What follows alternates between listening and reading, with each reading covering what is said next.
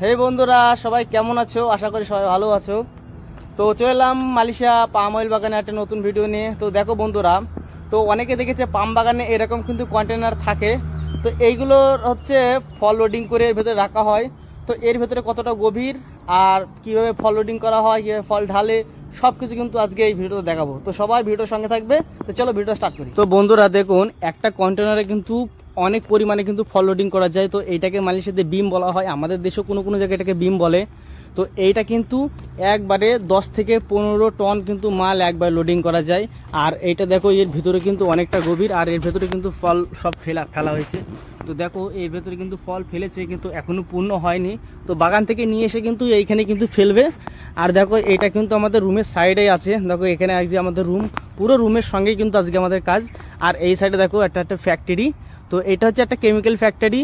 তো এই ফ্যাক্টরিতে অনেক রকম রাসায়নিক সার তৈরি করা হয়, যেমন ইঁদুর মারা ওষুধ, গাছের যেসব বাগানে, এইসব বাগানে সার দেওয়ার জন্য ওষুধ তৈরি করা হয়। আর এইসব সারগুলো কিন্তু নিয়ে এসে কিন্তু এই যে একটা গোডাউন দেখতে পাচ্ছ, এই গোডাউনটাই কিন্তু রেখে দেয় স্টোর করে। তো এটা হচ্ছে একটা স্টোর রুম বলতে গেলে। এটা শুধু সারের জন্য, কিন্তু অন্যান্য কেমিক্যালগুলো সব কিন্তু ওই দিকে স্টোরে, আর এই দিকে এইটা হচ্ছে কিন্তু এইগুলো বানানো হয়, আর ওই দিকেটা কিন্তু স্টোর করে রাখা হয়, আর এইগুলোতে কিন্তু কেমিক্যাল রাখা হয়। তো বন্ধুরা দেখুন, বাগান থেকে কিন্তু ফল লোডিং করে কিন্তু মেশিনে নিয়ে চলে এসছে। তো এখন কিন্তু এই ফলগুলো কিন্তু এই বিমটাতে ঢালবে কন্টেনারে। তো দেখুন এখানে কিন্তু সমস্ত কিন্তু মেশিনের সিস্টেম, পুরো জ্যাক সিস্টেম। দেখুন উপর দিয়ে কত সুন্দরভাবে তুলে কিন্তু মানে এইটা কিন্তু ফল যারে, কিন্তু সবই কিন্তু ট্র্যাক্টর সিস্টেম, ট্র্যাক্টরের সঙ্গে কিন্তু এইভাবে কিন্তু লাগানো থাকে। দেখুন কতটা সিস্টেম ভালো, হেভি সিস্টেম। আর এই পাম বাগানে, প্রত্যেকটা বাগানে কিন্তু এখন এইভাবে কিন্তু ফল লোডিং করা হয়। ছোটো বাগানে ফলগুলো একটু মেশিন দিয়ে লোড করা হয়। দেখুন বন্ধুরা, দুটো গাড়ি কিন্তু এক একটা জায়গায় চলে। কিন্তু দেখুন ওই একটা গাড়ি কিন্তু লোডিং করে দিয়ে গেল, আর এই একটা গাড়ি কিন্তু আবার এসছে ফেলতে।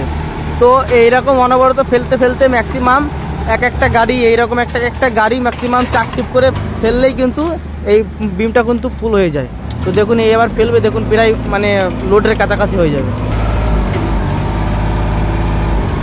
দেখুন মানে পাম বাগানে কিন্তু এখন সমস্ত কাজই কিন্তু খুব সিস্টেম কিন্তু খুব ভালো। তো পাম বাগানে যে এখন আগে কিন্তু অনেক কষ্ট ছিল, যখন হাতে লোডিং করা লাগতো, এখন কিন্তু সবই কিন্তু এইভাবে মেশিন দিয়েই কিন্তু লোডিং করা হয়।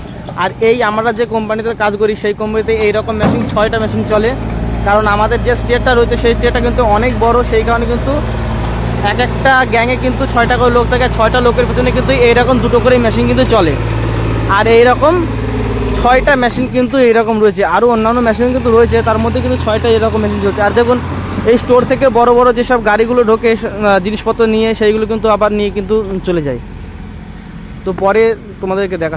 তো দেখুন আমাদের ফল লোডিং করা কাজ কমপ্লিট হয়ে গেছে। তো দেখুন এখন এই লরিটা এসে এই ফলের কন্টেনারটা কিন্তু তুলে নিয়ে যাচ্ছে। তো দেখুন ফল তোলার জন্য কিন্তু পুরো মানে ইউনিক সিস্টেম। তো একটা লরির পিছনে দেখুন এই হুক রয়েছে, এই হুকের সাহায্যে কিন্তু টেনে টেনে হাইড্রোলিক সিস্টেম টেনে টেনে কিন্তু এইগুলো নিয়ে যাবে।